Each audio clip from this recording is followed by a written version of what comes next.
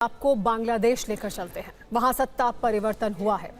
यूं कहिए कि 2024 में शेख हसीना के तख्ता पलट के बाद पहली बार लोकतांत्रिक तरीके से चुनाव हुए, जिसमें बांग्लादेश नेशनलिस्ट पार्टी को बम्पर जीत मिली है। खालिदा जिया के बेटे और बीएनपी अध्यक्ष तारिक रहमान बांग्लादेश के नए प्रधानमंत्री बनेंगे।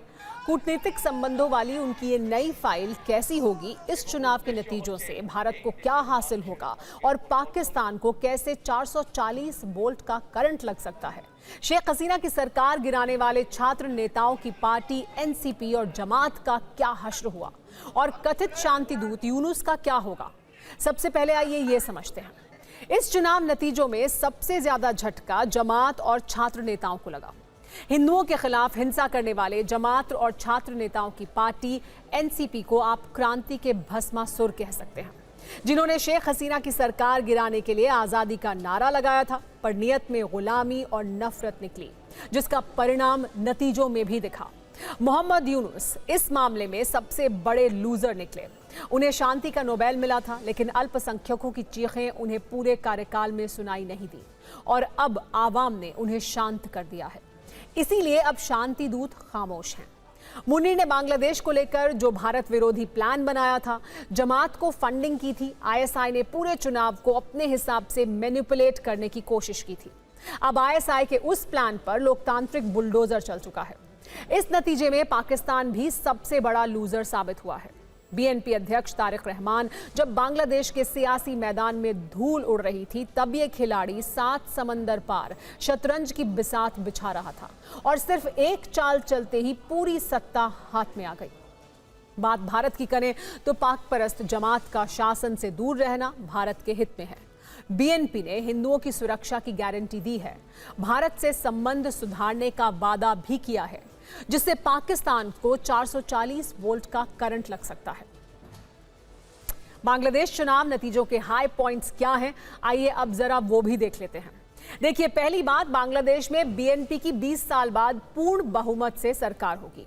इससे पहले खालिदा जिया आखिरी बार अक्टूबर 2001 से अक्टूबर 2006 तक प्रधानमंत्री रही थी। दूसरी बात, बांग्लादेश में 35 साल बाद कोई पुरुष निर्वाचित तरीके से प्रधानमंत्री बनेगा।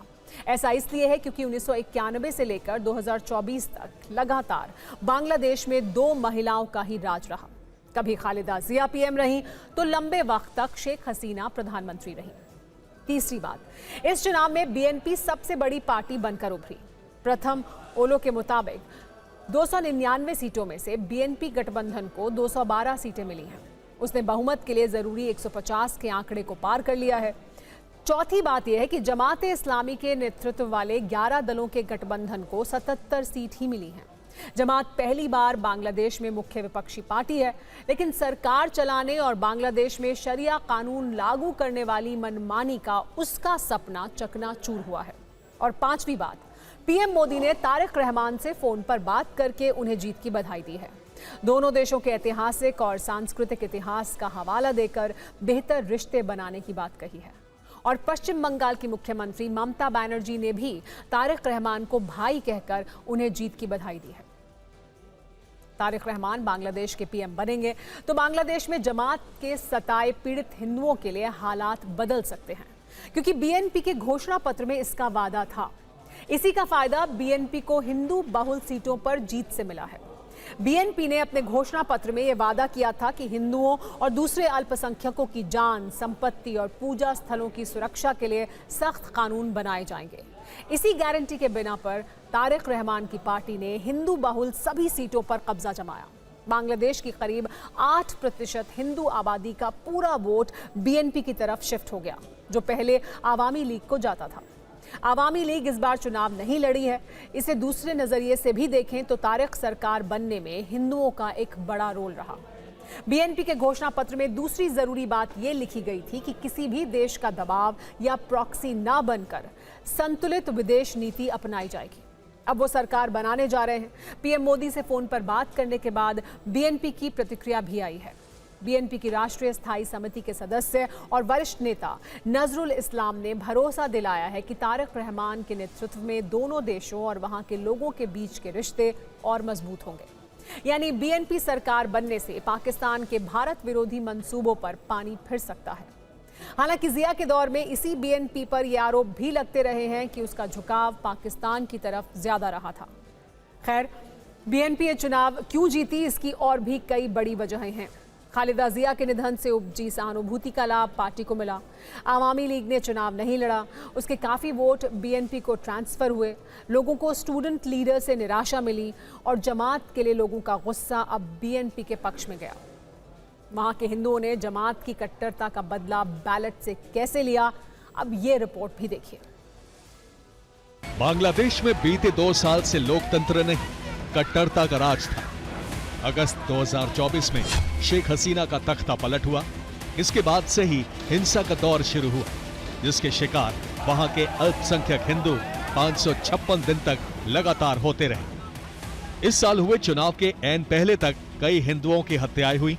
कभी उन्हें जलाकर मार दिया गया, कभी उनकी निर्मम हत्या करके उन्हें पेड़ से उल्टा लटका दिया गया, कभी उनके घर फूंक दिए गए, कभी उनके पूजा स्थलों पर हमले हुए।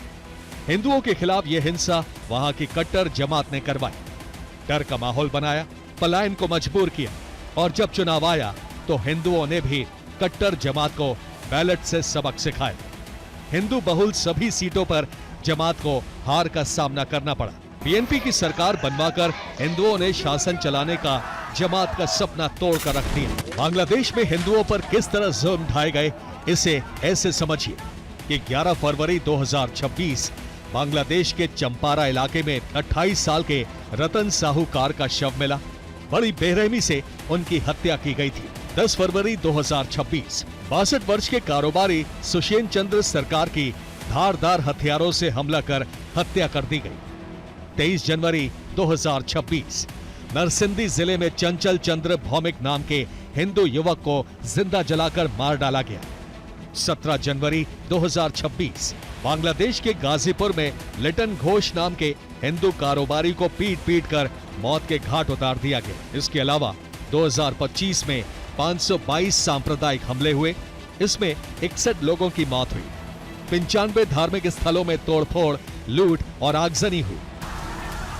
इसका खामियाजा हसीना की सरकार गिराने वाले और इसी बहाने सरकार में शामिल होने का सपना देखने वाले छात्रों की नेशनल सिटीजन पार्टी को भी भुगतना पड़ा। एनसीपी ने जमात से गठबंधन किया था। जनता में संदेश गया कि जमात और एनसीपी का रिमोट कंट्रोल पाकिस्तान के पास है। जमात के पिछले कुकर्म भी जनता को याद रहे। लोग नहीं भूले कि पाकिस्तान के इशारे पर ही जमात और एनसीपी ने मिलकर बांग्लादेश के मुक्ति संग्राम का विरोध किया, आजादी के इतिहास से जुड़े साक्ष्य मिटाने का प्रयास किया। बांग्लादेश में जनता को जमात एनसीपी की कट्टर छवि पसंद नहीं आई और इस चुनाव में एनसीपी इन्हीं वजहों से सिर्फ 6 सीट पर सिमट गई। बांग्लादेश की कमान अब बीएनपी के तारिक रहमान के हाथों में रहेगी। उम्मीद है कि उनके नेतृत्व में लोकतंत्र की बहाली होगी। बांग्लादेश की सरकार पाकिस्तान की कठपुतली नहीं बनेगी। जमात की मजहबी मनमानी नहीं चलेगी। अल्पसंख्यक हिंदुओं और बांग्लादेश की आजादी में अहम भूमिका निभाने वाले पड़ोसी देश भारत के हितों की रक्षा होगी।